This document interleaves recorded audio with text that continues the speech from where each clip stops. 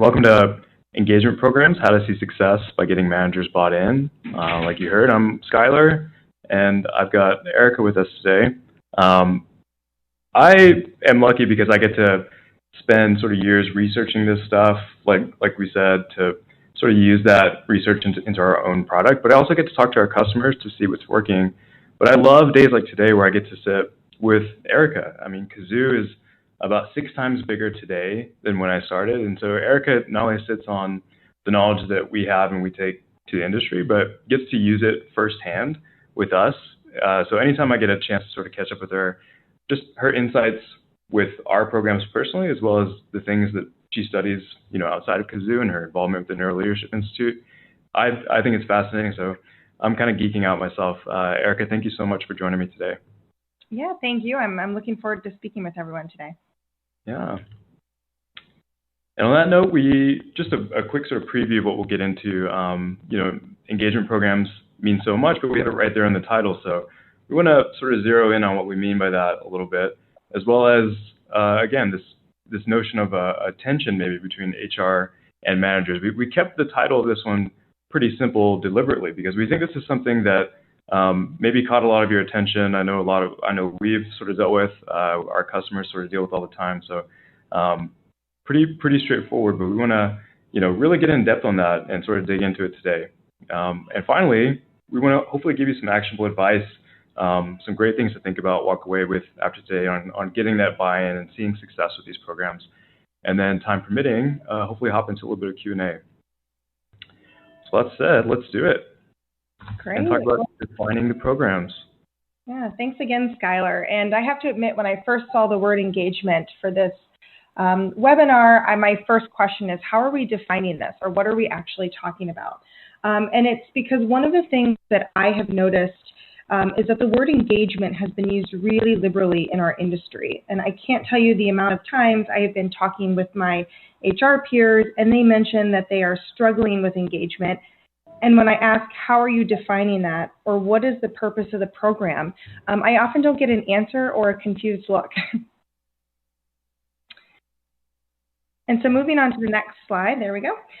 We've all heard that employee engagement has emerged as a critical driver of business success in today's competitive marketplace, and that high levels of engagement promote retention of talent, foster customer loyalty, and improve organizational performance and stakeholder value. So we all want engaged employees, but we sometimes fail to clearly define why and how we are going to do that. Yeah, I think we've used this slide a couple times internally. I'm just looking at it now, but it's true. We have really good intentions with these programs. It just feels like, thankfully, and I think this is a shift within the last 5 years or so, it feels like it's sort of table stakes that we should be doing something when it comes to engagement. Like you can see on the screen, I mean, the research proves it out. You can go to any source you want. If you have positive employee engagement, you're seeing great effects on all these words that we have on the screen. But sort of like what you're getting at, how exactly is it affecting these things? There's sort of a lot of noise out there, especially if here, I'll shift to the next slide here. Yeah, and Scott, to your point, when we hear about engagement programs, we typically hear a mix of the items that are listed on this slide. So things like feedback, staff events, rewards, wellness programs, etc. The range of these is quite large, which makes it confusing to know what actually moves the needle in terms of engagement. For our purposes today, we're defining engagement programs as programs that enhance the level of an employee's commitment and connection to an organization. You will often hear job satisfaction and job engagement interchangeably. And while they are connected, they are not synonymous. So just to give a little insight into that, satisfaction involves personal happiness with one's job, while engagement indicates an employee's sense of connection and commitment to advancing organizational goals. So while job satisfaction actually appears to be at an all-time high, the same research from SHRM indicates that employees are only moderately engaged. Yeah, I love that distinction, satisfaction versus engagement, because when we talk to companies, because those two things, haven't been as clearly sort of separated or defined within organizations, we lead to situations where there's a lot of these things going on the screen. I wouldn't be surprised if a lot of people in the audience are doing some, if not all of these right. And that's part of the problem is that, we're doing all of this often in sort of one-offs, right? And solutions are presenting themselves as affecting engagement as well, but it's not clear what or how exactly they're doing that. If you'll see online, hey, use a survey program. If you're talking to your employees, you're creating engagement. If you update your benefits and perks, if you have an L&D program, are you doing things like happy hour and events? Like those are sort of one-off things that aren't necessarily working together, and it's also not necessarily clear from the conversations I'm having with people how those are having an effect on engagement, right? So it sort of muddies the waters on how we define these things, how we think about them. So we just wanted to, sort of frame that a little bit up top today. Right, and that's a great transition into what we're actually going to be focusing on today. Because there is so much out there and it is a little bit confusing, we're really going to focus on some of the areas that we hear from our peers and our clients the most. And those three things are some common red flags we see with engagement programs, the manager versus HR tension, and then finally increasing manager buy-in. So we'll start first with the red flags. And we're going to look at these because it really is crucial to spot these red flags early. I think we can all agree that the dream is to have an engagement program go off without a hitch. But honestly, that rarely happens, as I'm sure you all know. So we really think it's important to watch for red flags so you can adapt quickly and resolve them, because letting them go unchecked pretty much spells doom for engagement programs. Yeah, while we've got them on the screen, just a quick note to people listening. I mean, think about either engagement programs you've done in the past or things that you're thinking about doing right now, and sort of let these words be kind of a gut check for you, right? Like as Erica describes these, to what extent, if at all, do you think they're happening for you? Yeah, and I'm sure many of you are pretty familiar with this, first red flag. And your CEO comes up to you and says, we need to get engagement up and here's how to do it. And I do have to pause and applaud the CEO that they are invested in engagement, but we have to be a little bit cautious with this one because forced engagement programs don't typically work. So we often get the question, okay, if forced engagement doesn't work, then what does? And we like to call it cultivated engagement. And this means thoughtful evaluation of what's in place, alignment to the organizational culture, and clear purpose. And that those few things will kind of correct that idea or perception of quote unquote forced engagement.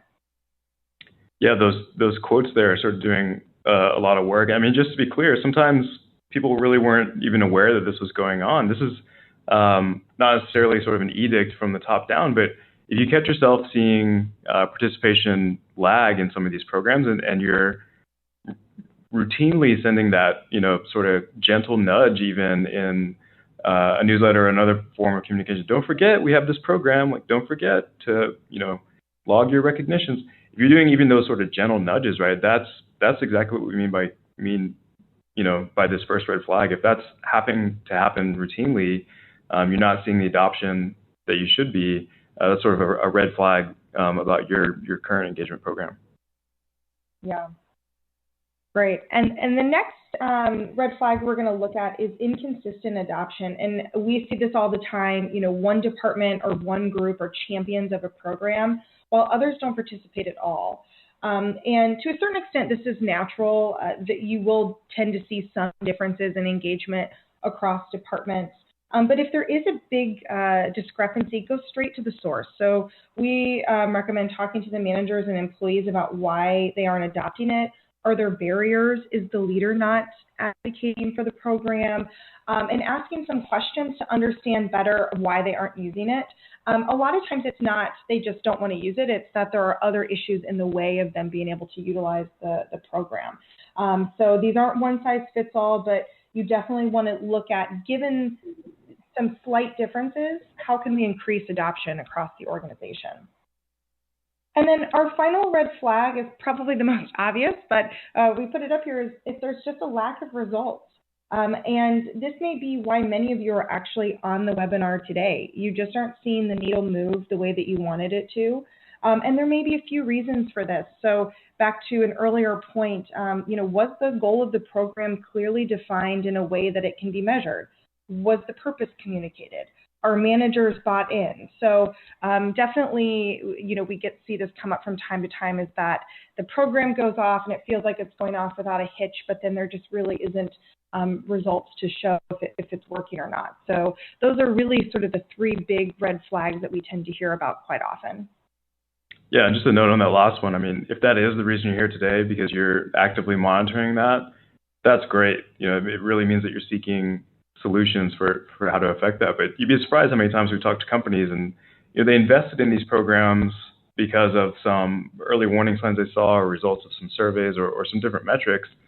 And it's 6 months, a year later, and we're sort of catching them off guard when we're asking, hey, you did this because of your eNPS scores or something related to your employer brand. Like, how's that doing now? It wasn't like an ongoing baseline for them to be checking against. So a quick reminder that, are you seeing the results in the reason you invested in these in the first place? So seeing those three red flags, maybe some of those resonate with you, but we'd love to throw out a quick poll. What's the biggest red flag of the ones we just talked about that maybe you're seeing in your own engagement programs? We're going to put those answer choices up. And the three we talked about, again, were sort of forced engagement, inconsistent use across the organization of the program, or just a lack of results over time. I'd love to see what people are seeing when it comes to this. Inconsistent use. Yeah, really jumped out there. Shout out to a handful with none of those problems. Way to go. I'd love to talk to you afterwards. Maybe I'll be on the next webinar with you. Yeah, they should be doing. Clearly, there's a favorite here is the inconsistent use across the organization, which isn't surprising, but it is interesting to see the sort of the percentage higher than the other two. So that's fascinating. Yeah, regardless of which one you chose, I would say definitely pay attention down the stretch today, because some of the exact steps and action items we're going to get into will deal with all of these and give you some things to think about to sort of maybe tweak your approach or maybe take a whole new approach. Yeah, and that's a great point, Skylar. We really did try to build this as a toolkit that you can use for sort of any of these problems or for other HR initiatives. So hopefully as we go through these, you'll see that. Great. So we're going to hop back in and now talk about what we mentioned close to the top, this HR versus manager tension. Yeah, and this was actually one of the things that I was really excited to talk about today. And one of our biggest focus, obviously, with the title of the webinar is really looking at, we're calling it the tension between managers and HR, but it's really looking at how do we get better alignment would be sort of the more positive spin on it. And it's something that I have seen throughout my career as one of the most persistent and pervasive issue is that managers and HR are not aligned. And that does lead to some of those issues that we saw earlier or some of those red flags. And we see that this tension really does play out in many ways, and particularly for buy-in for engagement programs. Yeah, and this is something I'm kind of passionate about right now, having gone to a few conferences lately, really digging through some of the research and a number of organizations pointing out the manager's role in all this. I think one stat I keep seeing over and over is when HR professionals are surveyed, there's about 52% of them cite manager buy-in as the biggest barrier to strengthening culture overall. You might have seen me reference that in the write-up for this webinar. I think that sort of puts a big underline under sort of the tension here. And this conversation goes in a number of ways. I talked to a lot of frustrated HR managers who just are sort of at the end of their rope and don't know how to keep the conversation going and sort of, a lot of blame being heaped on the managers themselves. And some people just say, well, can't help it. There's just bad managers out there. And I don't know that that's the full story, given the research we're seeing and some of the takes that we can bring to this, both either as a manager of people or an HR professional. So again, we just want to underline that tension here, and it's not, sort of an all or nothing, or it's not a helpless situation. Let's talk it out today. And in doing that, I mean, there's kind of two sides of the argument, right? And I'm sure this one sounds familiar. I can't see you in the audience, but when I've had these conversations with other people, I can sort of see you nodding to yourself. We did so much work, we got buy-in, we invested in this, we launched it, and then when the results don't come back that we want, it's like we try to just, again, sort of maybe point right at managers, like these things would work if our managers and senior leadership just used them more, just bought them more. That's the only thing holding us back, right? So, maybe that's a familiar argument to you. Eric, I don't know if you've ever said that one out loud. Yes, I certainly think it is, like I said, it's one of the things I've seen quite often is there just becomes a sort of wall in between HR and managers. And if you flip to the next slide, honestly, from the HR perspective, you're not wrong. Managers have huge influence on engagement, buy-in, and just in general HR initiatives. And the stat from Gallup did kind of shocked me, even though I think intuitively I could have told you this, but managers can cause engagement scores to vary by up to 70%. So this really means that the majority of your success for your engagement programs rely on your managers. And then it's not, when you look at some of the other stats that are out there, it's not really a surprise because employees are just quite simply more engaged at work when their managers are more engaged with them. So we have this idea of, we know the managers are impactful. They have a huge impact on how the programs are adopted, and employees really do relate a lot of their engagement to their managers. So from the statement of if the managers would, get a little more involved, it is somewhat true. But then I think to Skylar's point, it's okay, how do we start working through that? Yeah, I mean, these stats, I've bring them up in conversations all the time. You may have heard me talk about them in past webinars, but I wish they had, more common knowledge about them. The Gallup ones are fairly recent, but they really do point out that, it wouldn't just be a nice to have if managers were involved and participating, that when managers and leadership do get involved, this is the kind of impact they can have on the program. And that's a great way to sort of frame the conversation and allow it to not get so sort of heated or defensive, like to just sort of bring some data to it. And this one from ADP, shout out to HCI. I was recently at their employee engagement conference in Denver, and a representative from ADP was on stage. This is sort of fresh off the press then, but their research was showing that these frequent engagements, not going from annual to semi-annual, not even going from semi-annual to quarterly, when you have really frequent check-ins, possibly even something like 5 minutes a day, hey, what are you doing today? Anything I can help with? That measuring that kind of level of check-in and that level of frequency to them, from what they're finding, is one of the biggest levers on overall engagement. They looked at all sorts of things that are involved in engagement programs, and some fresh research there that kind of points out how effective just frequent check-ins can be. So I love that stat, and it again illustrates how the actions of managers really do play a part here.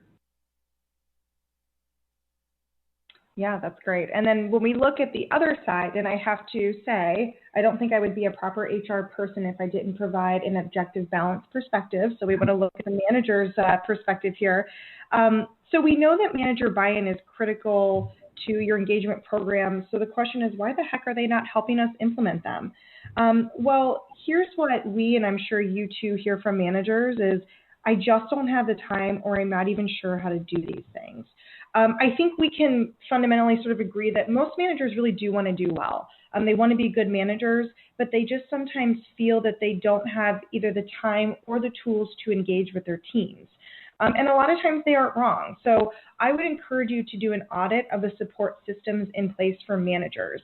And if the appropriate support systems are not in place, focus on those first before implementing engagement programs. And I say this because some of the fundamental basics for manager support is not in place, it's a little bit like building on top of quicksand. The more you build, it's just going to kind of keep collapsing. So I would say that that is something that's really important to go back and look at and say, sometimes it can be a hard look at yourself as an HR person. How am I setting them up for success? And then after that, implementing the engagement programs or building on top of that foundation. Yeah, I really hope this doesn't feel like a straw man. This is really feedback pulled from tons of conversations we've had, as well as if you start to dig in some of these, recent research reports. But we do want to point it out because it's so easy to see those stats on the previous slide and be like, see, I told you so, and sort of carry that around. But again, what we want to try to combat is the sort of notion that, some of this is just, we can't help it. We shrug our shoulders and say, well, there's just bad managers out there, nothing I can do. We want to, bring a little bit of light and a little bit of empathy to the manager side as well, because if we can understand sort of both sides, that's where the advice and some of the action items that are going to come out today will really help you out. And maybe if it isn't this line that you see at the bottom, when we do manager trainings or we try to help organizations, maybe you're hearing things like, it takes too long for me to do, the continuous performance management system as opposed to my annual review. Like, I'm just too busy for this stuff. Or if there's an element of employee recognition, it feels awkward for me to type out recognition, both for me typing it and for the person receiving it. Like this, it sort of speaks to the training behind the program. And I don't want to use these, engagement programs or recognition rewards or performance management programs, because what if it feels like I'm playing favorites if I send that to someone or do it with one person and not with others on the team?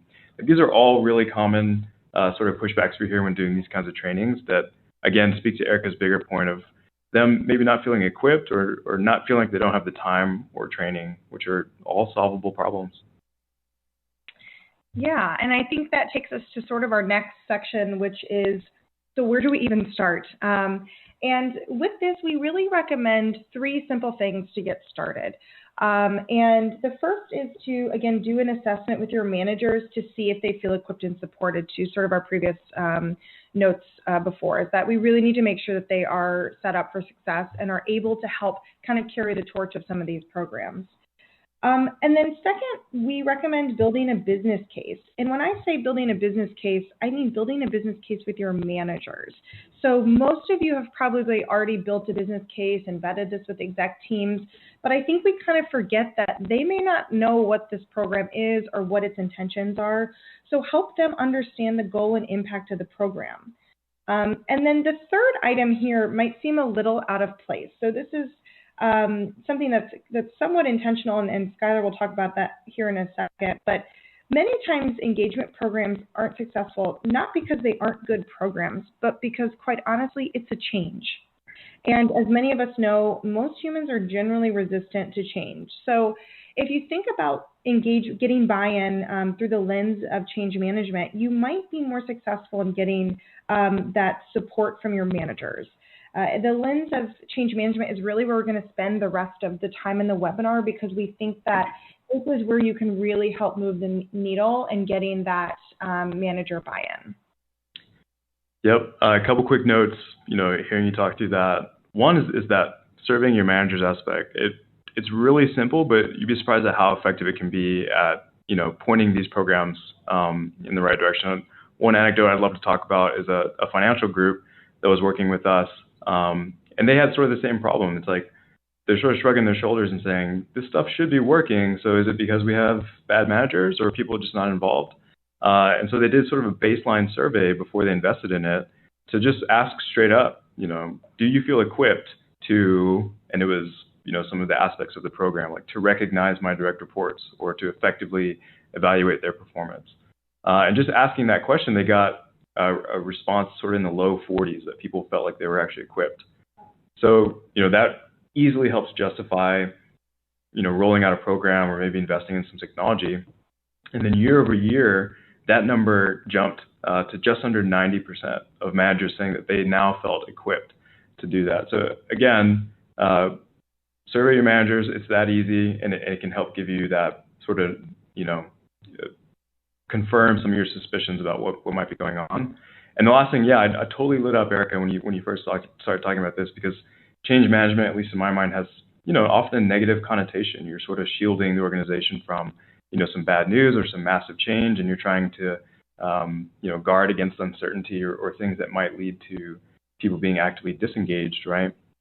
But taking a change management approach to something that has, such positive intent for the organization, I sort of slapped my forehead and I said, yeah, of course. Like if we had, some of the same rule book for that, for this, it makes total sense, because at the end of the day, we're often trying to change the culture of the organization overall, right? We're trying to go create a culture of recognition or create, a culture of continuous performance management, for instance, in the case of a lot of our customers.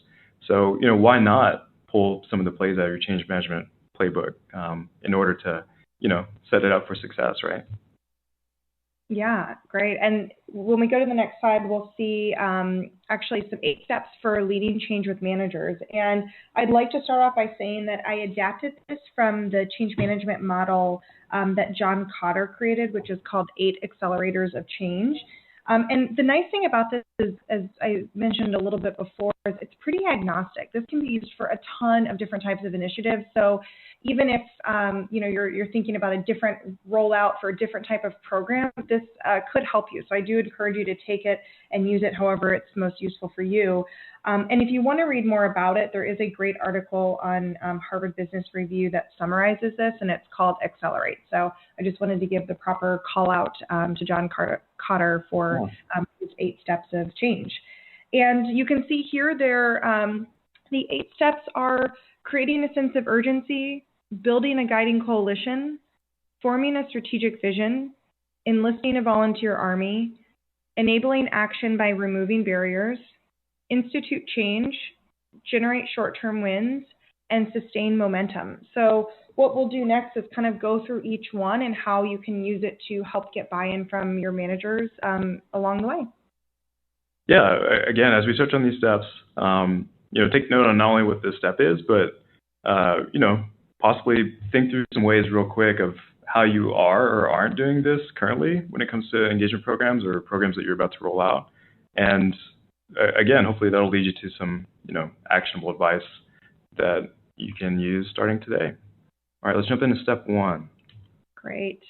So the first step is creating a sense of urgency. And I really see this as one of the biggest mistakes sort of our HR peers and ourselves make. And it's often seen, so engagement programs are often seen as maybe a nice to have or an add-on, when in reality, engagement does have a significant impact on what gets done within the business. We saw the numbers before, so we know that it's important.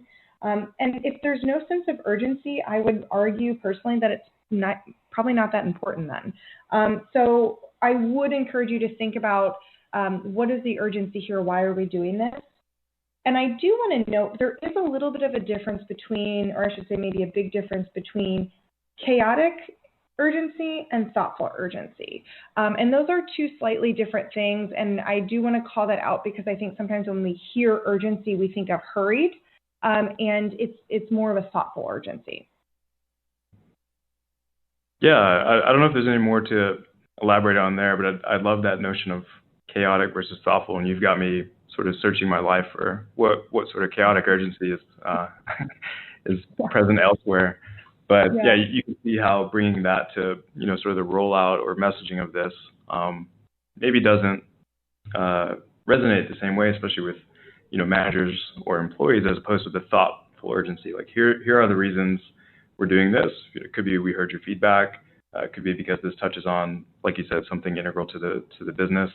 Again, that easy way to turn it from something that sounds like a nice to have into something that has a thoughtful urgency behind it.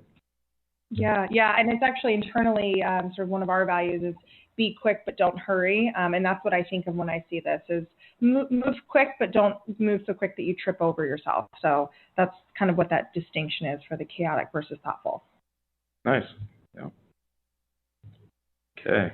And the next step, building a guiding coalition. So this is just a really critical step in the process here, and it's where you can get significant buy-in from your managers. I would almost argue this step, in terms of manager buy-in, is probably the most important. And it's having them participate in creating the engagement programs. So make your managers a guiding coalition. And not only will that allow them to give input, and also that increases their commitment, but it helps expose potential issues before implementing any engagement program. So it's having some structure and then putting it to them. What would make you buy into this? How do you see this being rolled out? And getting their thoughts on it. It's not necessarily that you have to take every piece of their feedback, but they have the chance to voice it, and you probably will learn something in that process as well. Yeah, the big takeaway for me here, talking to you, was this, how early it is in the process. And that's maybe something that's being missed by a lot of organizations. Rather than messaging to managers being sort of a last step to control the message as something goes out, look at how early we're potentially getting them involved here and having great conversations about, potential pushbacks or their involvement or their thoughts on, what the goals are for this thing.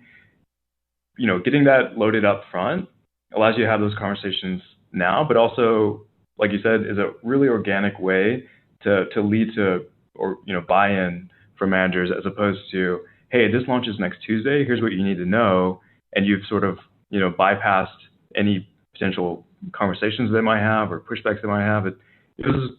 Skipping that step early, I think, leads to that manager frustration of like, oh great, here's another thing that I have to do, and I'm just sort of cramming it into my week days before it launches or something, right? So the timing here was big for me. Yeah, that's a great call out.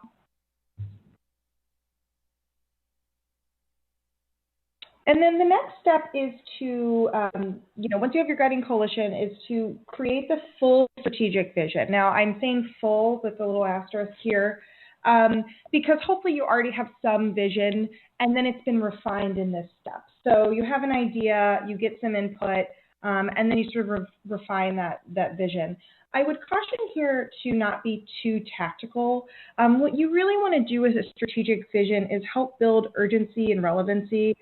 You don't want it to seem like it's a to-do list or a tactical list. So this is the high level, this is the vision, this is what we're trying to accomplish. And then, you have your own sort of tactical plan. But this kind of gets everybody together and helps managers see why they're doing it and support the program moving forward. Yeah, and Erica, not to put you on the spot here, but having seen you in action, I now know that this is maybe a step in some of the materials that I saw, but just to ask straight up, what sort of is the deliverable here sometimes? Is this something for you personally to help guide your rollout and communications, or is this sort of like a summary slide when presenting this to leadership up front, or is this, some other sort of deliverable that you share elsewhere within the organization when you're building this vision? Yeah, I think that's a great question. This can be as simple as 2 to 3 sentences of what the program is and what the vision of it and the purpose of the program. So in terms of your audience, I think that's a great distinction of, is it for managers? Is it for me? Is it for executives? Honestly, it should be the same.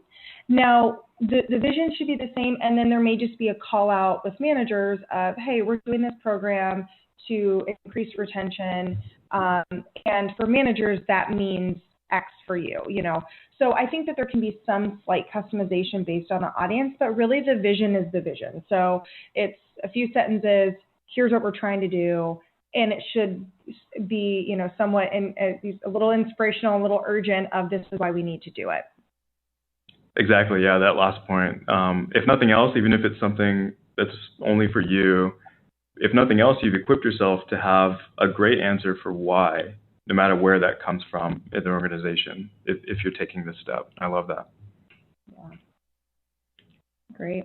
And the next step may seem a bit confusing because you might be asking yourself, wait a second, we already built a guiding coalition. What's a volunteer army? Well, this is going to be typically one layer below managers or just non-managers.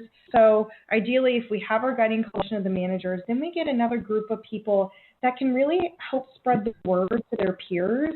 So if you think about it from an employee perspective, I'm at the coffee machine. I'm hearing my teammate talk about it. Then I go into team meeting and my manager is talking about it. It really just helps solidify the program and that they're hearing it from different angles as well. I will say one thing just to be thoughtful of is selecting the volunteer army somewhat carefully. You want to make sure these are people that are going to be champions and really advocate for the program. But it does typically work, and I know, Skylar, you were involved in our Kazoo core values process, and we did have a guiding coalition and a volunteer army, and it worked out really well because by the time we launched it, everybody was like, oh yeah, we kind of heard about this, it's great, we're good to go. So it does work, but you just want to make sure you have another layer of support that are non-managers that can help push us along. Yeah, I love that. Like you said, I sort of have firsthand experience with this one. I had no idea that was sort of going on. Maybe it just felt natural for you to tap me on the shoulder because we talk about this stuff all the time. Core values are pretty sort of sacred to me, and I know the value and the impact they can have on organizations. So it made sense when I was sort of to tap to be one of these people. But just again, from a firsthand perspective, for those listening, when you sort of brought me in on this and sort of, we talked through the messaging around it and some of the value. Yeah, I suddenly became that person where if I heard about this program being launched around the company, at the water cooler, sitting down at lunch, I just sort of naturally had some great talking points that I totally believed in. I had that kind of clarity, and so it wasn't all up to like Erica and the leadership team, to hope that the message lands, right? You had people sprinkled throughout the organization that were also able to tell the same story. And I think that really helped us get our sort of new and updated core values project off the ground. Yeah, awesome. And the next step is about removing barriers. And this is something we talked a little bit about before, but hopefully from your guiding coalition, you were aware of some of the barriers. You might have addressed them then. There might be some more that pop up, but you want to make sure there are no more barriers that you're aware of. Now, I would argue there's always going to be some barrier, but the ones that you can at least solve for, get those out of the way so that then action is very easy. Think about things as simple as, are we launching this on a holiday week? Or is there another large project in the company that's happening? And, I think about that too. Sometimes I'll kind of vet things out and somebody will say, oh, no, we're doing a huge website project or we're doing this. Things that you might not be aware of. You just want to get as much information as possible so that it is as easy to adopt and buy into as it can be. Yeah, hopefully this one is kind of common sense, but it is a great check if you're, kind of using these steps to make sure you're doing everything you can. We talk to organizations where this happens all the time. They're so excited about this, and the end of the year, the holiday party or the big sort of holiday get-together and recognition event seems like the perfect time to launch something like this and sort of, say it on stage and celebrate. But right after that, everyone's gone for 2 weeks, and then everyone comes back at the beginning of the next year like, oh yeah, that thing that we launched, and it's, the sort of momentum is already gone, or people can't really remember what we talked about. So yeah, just being a little bit thoughtful about the timing, or like you said, other initiatives going on that might be distracting or pulling, especially managers in other directions. A great sort of check for yourself to a little bit of thought up front maybe leads to big success down the road. And the next step is actually the change itself. So if you were to look at the list up until now, this is usually where people start from. So now when you see it, you're like, oh, wait a second. Okay, yeah, there's a ton of steps before we actually roll out the change. We see a lot of times people will just roll it out and then adapt as they go. And now you can maybe see from those steps why that might not be quite as impactful. But you do want to implement the change. You want to meet employees where they are. Hopefully you know about this and you know of all of the sort of behind the scenes context that you've gotten from your volunteer army, your guiding coalition. You have your vision. So at this point, you should be ready to roll it out with confidence. Yeah, if you don't have your sort of go-to, launch messaging communications plan, again, another one of these great steps that sort of a little bit of thought here hopefully sets you up for success. That's my sort of check when we talk to admins of our platforms. Is an email enough? Have we met people where they are? Or are we setting ourselves up to have something just get lost in the inbox or sort of forgotten, or suddenly we're 3 weeks into the program and people are like, wait, what was this? Did we go to where people are naturally interacting with company news all the time and have a little bit of a strategy for rolling this out there, a little bit of a strategy for messaging it the right way in all those places? Great. And the next step is generating short-term wins. Now, I say this as a caveat because long-term success is always the goal. So we want to have long-term success, but part of getting to that long-term success is building the bridge with short-term wins for the program, whatever that program is. So companies use all different kinds of communication channels, Slack, email, all hands meetings, intranets, HR software, you name it. Be sure to highlight these small wins. It not only shows progress, but it also keeps this program, on people's minds. They see it. Oh yeah, that's that. This program. So it just helps it stay relevant, and also that there has been progress with the program. And be sure to connect with managers that are advocating this with their teams. Highlight them, recognize them as well. Sometimes we do forget to recognize the managers that are trying and really working hard to make sure these programs are successful. So keep that in mind as well, is that the managers need a little shout out sometimes too. Yeah, and I think that seems like a subtle point, but it's missed so many times. And when we've sort of reverse engineered, some of our best kind of case studies, or like our customers that we work with that are a great example for how anyone in that industry can do it, this step right here is almost always present. And it's something as simple as, again, think of those sort of forced reminders that we were talking about at the top of the webinar. If you find yourself constantly reminding people to use these things, well, what if you replaced one of those nudges with, shining the spotlight on, hey, here's a great example of how someone used the program, and inserting that in sort of the internal newsletter, or sort of pinned in an intranet or something like that. Like if you're constantly giving those shout outs, or like recognizing the behaviors that you want to see, if that's an example for other managers, it creates like a great positive reminder instead of a sort of forced reminder that's passive aggressive at best. And again, propping up these short-term wins almost always at the center of successful programs. Yeah, Skylar, and that's a great point, that it does become a learned behavior and sort of a cultural norm. So as these highlights and recognition goes out there, people learn, continue to learn about the program, and that we really are valuing this, and we're investing in it, and we want to highlight this. So I think that's great. And then the next step is sustaining momentum. And I will say it's sort of easy to stop at step 7, right? You've gotten some wins, you're feeling good about the program, it's going pretty well.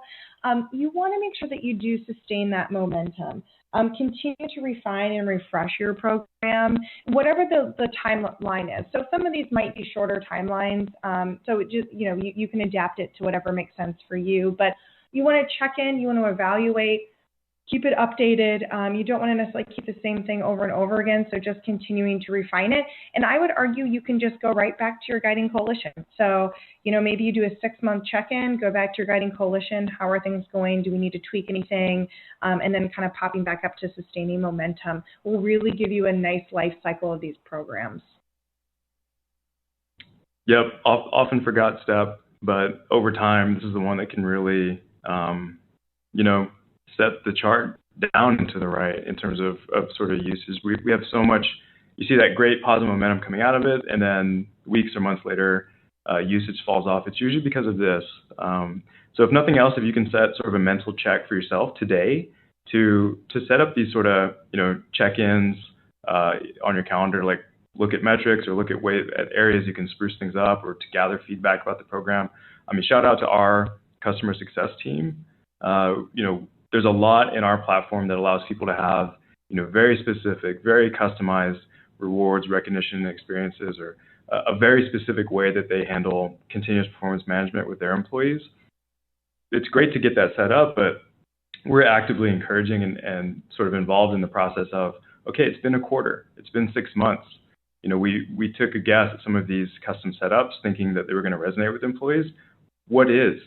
Let's double down on the things that are working. Let's maybe tweak the stuff that isn't. And just that little step, it might be a 30-minute check-in, it might be an hour once every 3 months, helps these programs like stay fresh and really hit the things that actually motivate employees to keep using these programs and see sustained success.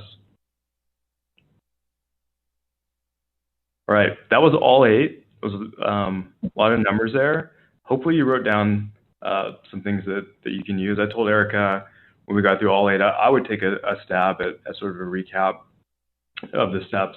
So we're potentially rolling out a new engagement program, or we're sort of overhauling it in the near future. Some checks for myself. Am I creating a sense of urgency, and not chaotic urgency, but thoughtful urgency? And then right now, early in the phase, am I building that guiding coalition? Am I getting managers involved now, right, hearing them out and building their feedback into this rollout? Am I forming a strategic vision, not only for myself to answer the why behind this, but as a sort of quick 2 or 3 sentences that I can present to leadership or anyone asking about this program in terms of why we're doing it? Am I enlisting my volunteer army? Again, not just leadership, not just managers, but those sort of culture magnets maybe at the company that are often involved in these programs or are rooting for their success. Am I enlisting them early and sort of getting them involved in their feedback and the messaging and the talking points for this?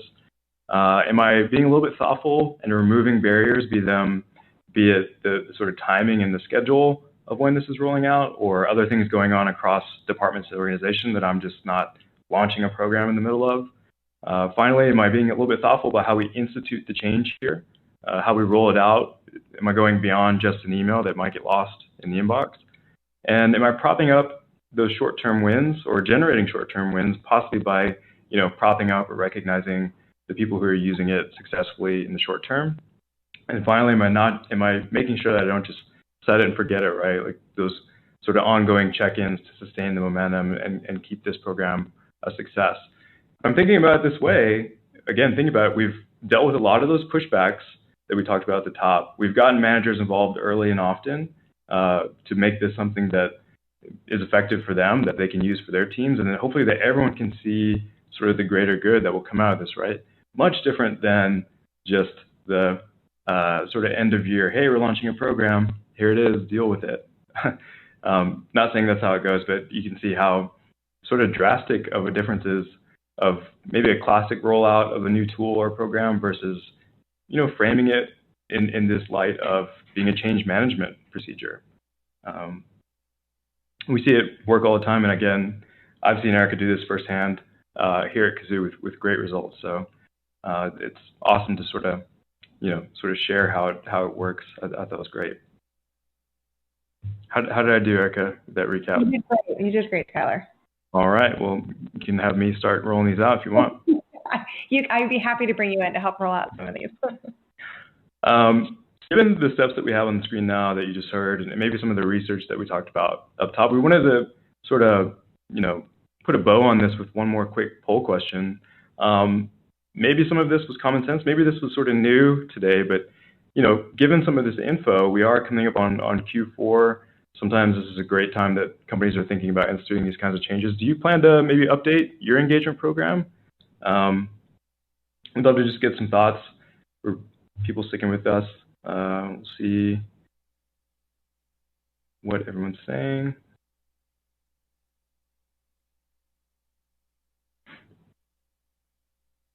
Oh, great. Look at all those yeses.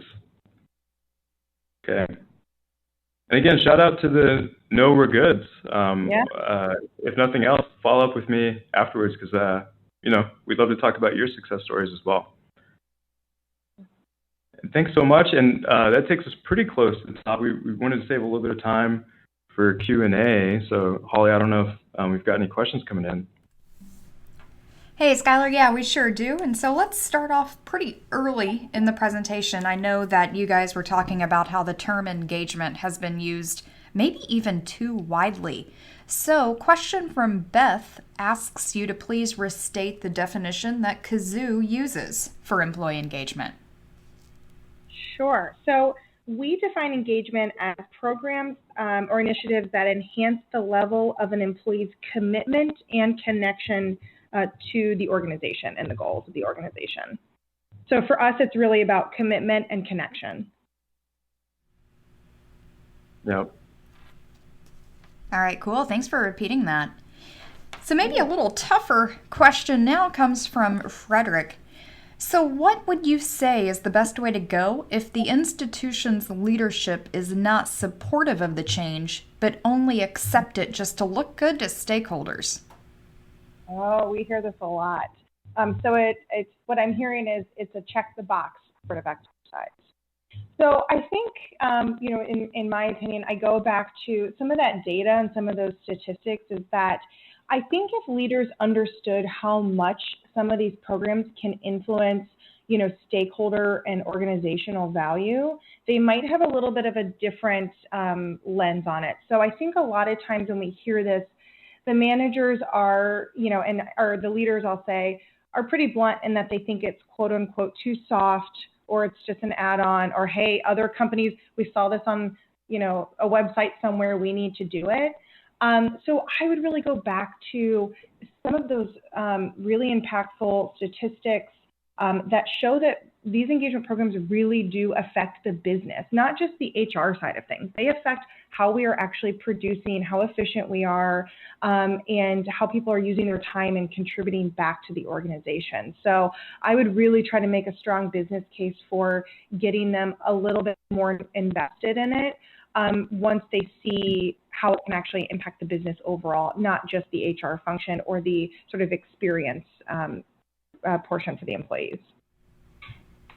Yeah, I would just add, we've talked to so many organizations about this, and it's really easy to sort of try to frame it real black and white as, leadership doesn't understand, or to paint a picture where they just kind of don't care. And what I would argue is, it's not that they don't care, right? When we talk about them thinking it's too soft of a program or something, it's often hard to paint a picture that matches it to their sort of motivations for the organization. One anecdote I have, I'm not going to name any names, but the head of the organization knew that they worked in an industry that has particularly high turnover. So just saying, we have high turnover doesn't create a huge sense of urgency. It's sort of a known quantity here. But what was keeping that particular executive up was that a number of highly talented, bad cultural losses happen across the organization. So it wasn't necessarily that turnover was a certain percentage. It was that they had lost a handful of people real integral to the organization, like high talent employees. And so when we pointed that out and then paired that with, some of these statistics, some of these things related to engagement that could have been caught early and could have affected those situations, suddenly that really helped, sort of motivate and align the goals of these engagement programs with those really high-level problems that were sort of keeping that leader up. So when we talk about building the business case, it's that kind of thoughtfulness of applying the things that engagement can affect. You saw some stats for them today with what to be those sort of really high-level motivations of leadership. All right, good answer, guys, there. Thanks so much. Let's see, next question that we have comes from Tony. So assuming alignment across and commitment from managers, what's an organic method for initiating a cultivated engagement? Yeah, so I think, I spoke a little bit about how we view cultivated engagement, but it sounds a little bit like an oxymoron, but it's building the structure to be organic. So it is getting that buy-in, like I think the word alignment was mentioned, getting the alignment. Once you have the alignment and the buy-in sort of across, it should be pretty organic if there has been a good business case and that sense of urgency is there. So I would say, when we think about cultivated engagement, it's all of that behind the scenes work that you're doing to then make sure that it feels a little bit more and is a little bit more organic for sort of buy-in and adoption. Yeah, and I'd like to add here, I'm super biased, but this is one of I don't think I would do what I do if I didn't truly believe in this. There's so many of those employees at our organizations that are either really committed or really aligned or hopefully both, but it's really hard for them to show that or to really see an impact with their actions from it, right? So it kind of goes to what we were talking about in the middle. Is that particular employee at the time that they're committed or aligned or both, are they equipped to sort of show that across organizations, to express it, right? And these aren't, the technologies like Kazoo that we work for aren't necessarily a magic pill that I can turn on and changes the culture overnight. But what it really is doing is enabling employees who have that commitment and or that alignment and being able to express that, socially across the organization, right? Equip them to do it quickly, easily, and in a way that they see the connection and the impact from it, right? That's something that technology can help with. And if it's doing it often and effectively, it's, sort of pouring gasoline on, your efforts to kickstart these engagement programs. Yeah, and one more note, that's such a great call out, Skylar. And I think one more note on that is having those different sort of mechanisms, as Skylar was talking about, for engagement is really important. So it's knowing that not everybody is going to engage in one way. So do you have different ways for people to express that commitment and connection? And I think that's what you're saying, Skylar, and I think that's super critical. Yeah. All right, thanks again, guys. I think we might have time for one, possibly two more questions. This one might take up the full time. We'll just have to see. So this question comes from Casey. What if you have no volunteers for change management? Do you assign or omit these? Oh, that's a tough one. Yeah, so people might have different opinions on this. I think people a lot of times choose not to volunteer because they don't believe in it or because there's a barrier. So I would say I would even dig in a little bit more. If you have, maybe a smaller organization and you are asking for some volunteers or looking for some volunteers and nobody really raises their hand, I would ask them questions like, hey, I noticed that you weren't able to, volunteer for this. Is it a time thing? Is it because of the program? And you might get some really interesting feedback, and then you can kind of tweak. I would say if you're a super small organization, you might not need a volunteer army if it's pretty small. So that might just be a judgment call. But if you're large enough to have one and you're not getting volunteers, I would almost take that as feedback. Is there something wrong with this program? Because if you don't have any volunteers, I'm going to guess you probably aren't going to have very high adoption, because that means people are already initially sort of disengaged. So either there might be an issue with the program, or there might be a barrier like time, bandwidth, those sorts of things. So I would kind of dig in a little deeper, see if there's any interesting nuggets you can kind of get out of that, and then take that back and sort of assess if you need to tweak the program or if you need to help remove some barriers. And in the short term, just to add to that, I would also maybe vary up your approach. If you're just putting out like a volunteer sheet or volunteering like openly in the company Slack or something like that, sometimes it's just susceptible to the bystander effect. Maybe people are interested, but they just assume somebody else will volunteer. When someone comes directly to me and says, hey, I noticed you participating in this, and this meeting. I think you'd be a great candidate, to maybe help us roll out this program. With that approach, one-to-one with me, I was like much more motivated to maybe come out of my comfort zone a little bit and help with this particular program. But maybe that's, again, how many of us have just put out that blank volunteer sheet and not enough people signed up? Another thing where just a few minutes sort of spent on a one-to-one interaction and getting to some of the why behind your ask, maybe might turn up a few more volunteers. Right. It makes it more of a, sort of a compliment than a to-do list, to your point, Skylar, of, hey, I'd love to participate. Here's what this is, as opposed to just a blanket ask. Yep. All right, guys, thanks so much. We are at the end of our hour now, so we'll start to go ahead and wrap up. Folks, if we did not get to your questions, they will be passed on to Skylar and Erica so they can make sure that those questions are answered. Today's webcast has been approved for HRCI and SHRM credit. You can find those credit codes. Give us about 24 hours and then head on over to your My HCI profile. One more big thank you to everyone at Kazoo. We appreciate you for being here. We hope everyone has a great day.